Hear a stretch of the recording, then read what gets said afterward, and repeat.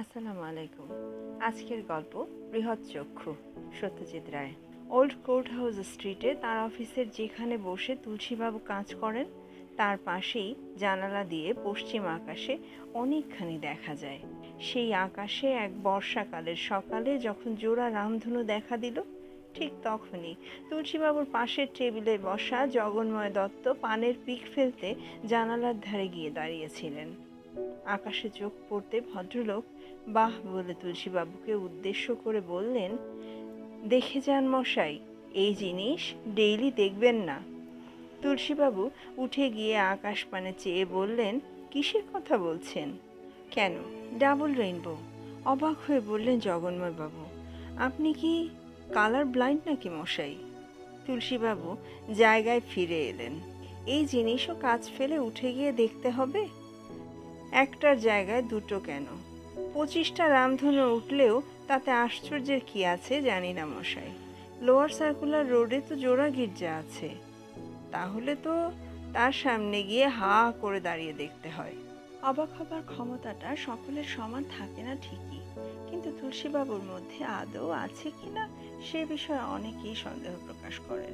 আশ্চর্য বিশেষণটা তিনি কেবল একটা ব্যাপারেই প্রয়োগ করেন, সেটা হলো মনসুরের দোকানের মোগলাই পরোটা আর কাবাব। অবশ্যই সেই খবরটা তার সহকর্মী ও বন্ধু প্রদ্যোৎ বাবু ছাড়া আর কেউ জানেন না।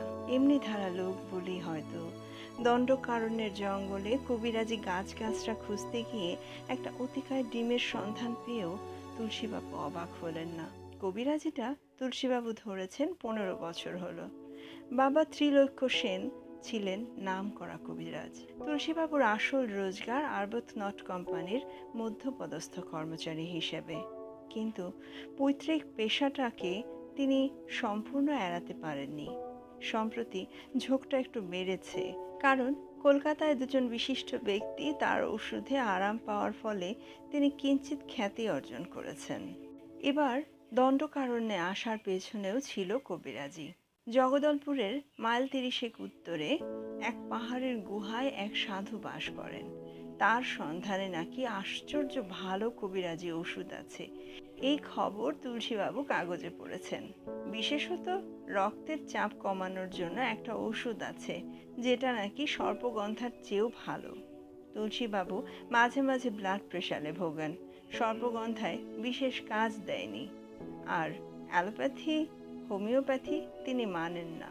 এই অভিযানে তুলসীবাবুর সঙ্গে আছেন প্রদ্যোৎবাবু। তুলসীবাবুর বিস্ময়বোধের অভাবে প্রদ্যোৎবাবু যে ধৈর্যচ্যুত হয় না তা নয়। একদিন তো তিনি বলেই বসলেন, মশাই, কল্পনার শক্তি থাকলে মানুষ কোনো কোনো ব্যাপারে অবাক না হয়ে পারে না। আপনি চোখের সামনে ভূত দেখলেও বলবেন, এতে আর আশ্চর্যের কি আছে? তুলসীবাবু শান্তভাবে জবাব দিয়েছিলেন, অবাক না হলে অবাক হবার ভান করাটা আমার কাছে আদিক্ষেতা বলে মনে হয়। ওটা আমি পছন্দ করি না, কিন্তু তা সত্ত্বেও দুজনের পরস্পরের প্রতি একটা টান ছিল। জগদলপুরের একটা হোটেলে আগে থেকে ঘর ঠিক করে নবমীর দিনে গিয়ে হাজির হলেন দুই বন্ধু। কলকাতা থেকে মাদ্রাজ মেলে বিজয়নগর, সেখান থেকে আবার ট্রেন বদলে জগদলপুর। মাদ্রাজ রেলের 3 টায়ার কামরায় দুটো বিদেশি ছোকরা উঠেছিল। তারা নাকি সুইডেনের অধিবাসী। তাদের মধ্যে একজন এত ঠ্যাঙা যে তার মাথা সিলিংয়ে ঠেকে যায়। প্রদ্যোৎবাবু হাইট জিজ্ঞেস করতে ছোকরাটি বলল, 2 মিটার্স অ্যান্ড 6 সেন্টিমিটার্স, অর্থাৎ প্রায় 7 ফুট। প্রদ্যোৎবাবু বাকি পথ এই তরুণ দানবটির দিক থেকে চোখ ফেরাতে পারেননি। তুলসীবাবু কিন্তু অবাক হননি।